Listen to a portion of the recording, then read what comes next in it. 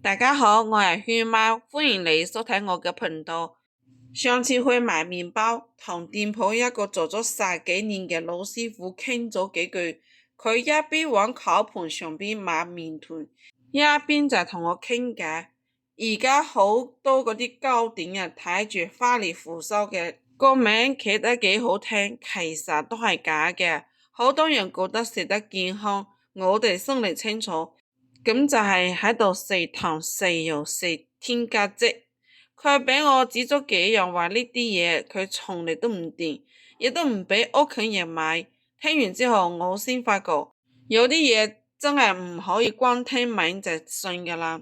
第一種全麥麵包，好多人覺得全麥麵包健康，膳食纖維多，熱量又低。好多人喺減肥嘅時候專門揀呢個食，但係師傅話市面上大部分全麥麵包都係假㗎，真正嘅全麥麵包係用全麥粉做嘅，顏色係深黑色，質地粗糙，掹開嚟睇咧可以睇到明顯嘅麥麩顆粒，食起嚟咧有一股天然嘅麥香味，口感咧係偏硬偏粗。但係好多店鋪賣嘅全麥麵包顏色淺黃，口感鬆軟香甜，比白麵包仲要好食，咁就唔啱啦。師傅話呢啲味嘅全麥嘅套路有兩種，一種係用白麵粉為主，參一啲啲全麥粉調個顏色，就係咁叫全麥。另外一種呢，就更加過分，直接用白麵粉加焦糖色素同糖漿上色。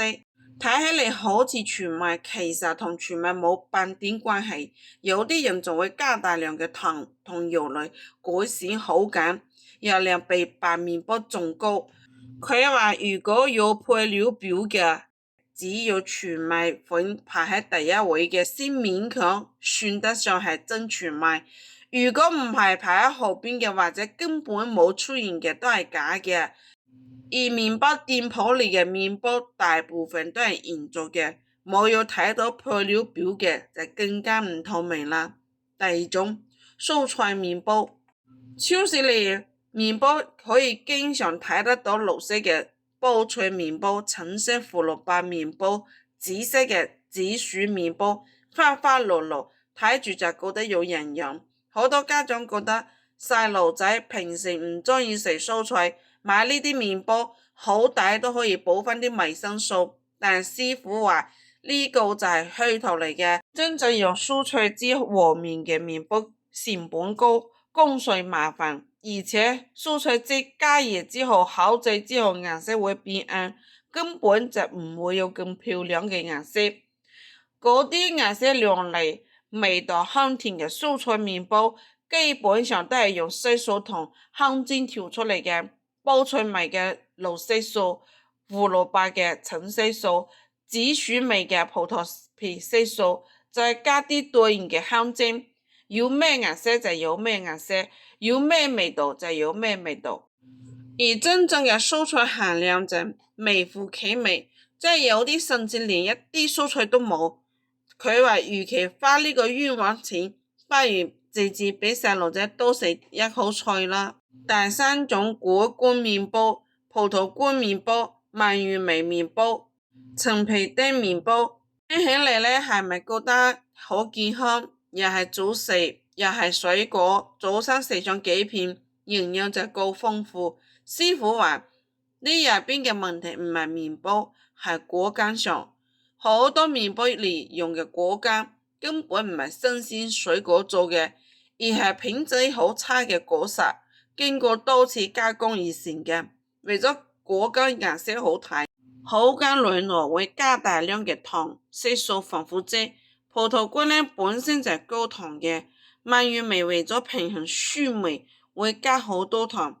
陳皮丁呢都係用糖水煮過嘅。一塊果乾麵包裏糖分大頭往往都唔係來自麵團，而係來自呢啲果乾。佢話打個比方，你以為你食嘅係水果，其實你食嘅係糖質果脯，偶爾食食冇問題。你冇指意佢代替新鮮水果。第四種豆腐蛋糕，呢幾年有一種蛋糕好火，叫豆腐蛋糕，道路客仔，主打就係健康低脂，話係用豆腐代替奶油做嘅，俾好多減肥嘅女仔好鍾意，專門買嚟當下午茶。師傅聽咗啊，就又同佢話真正嘅豆腐蛋糕係用嫩豆腐或者豆漿做嘅，好簡清淡，豆香味好明顯，甜度好低。但好多店鋪賣嘅豆腐蛋糕食起嚟呢，甜得費膩，奶味呢好重，一啲豆腐味都冇。問題出喺邊度呢？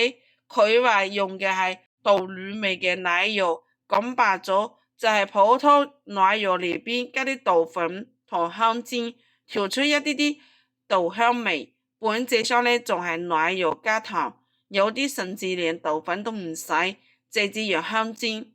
名字就係叫豆腐蛋糕，實際上呢同豆腐冇咩關係。佢話想食低脂嘅，不如買塊老豆腐拌啲風味啊，雖然唔好睇，但係至少都係真㗎。第五種，無糖蛋糕，無糖呢兩個字呢，對於控糖人、減肥人、糖尿病人嚟講，簡直就係救星。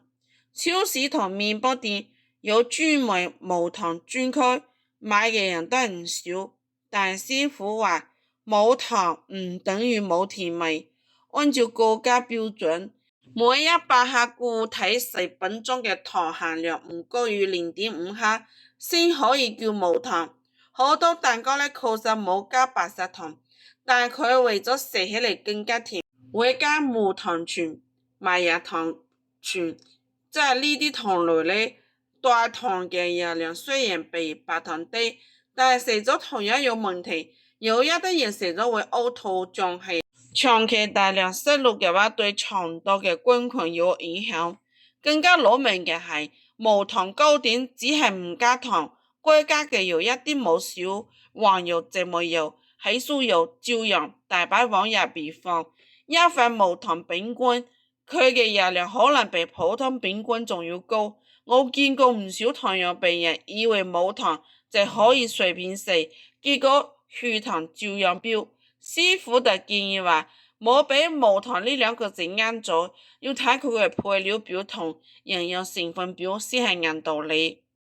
所以賣麵包糕點都係冇諗咁多啦，嗰啲花里胡哨嘅名五顏六色嘅樣多半都係套路嚟㗎，真係要買就揀最普適嘅，比如白吐司、法棍，真正嘅全麥饅頭，原料簡單，睇得明白，亦都食得明白。糕點就係糕點，可以解個饞或者填飽個肚就得啦，冇指望佢嚟幫你養生啊。好啦，今日嘅視頻就到喺度。如果覺得我個視頻對你有幫助嘅，歡迎你嘅關注、點讚、收藏。我哋下一個視頻見。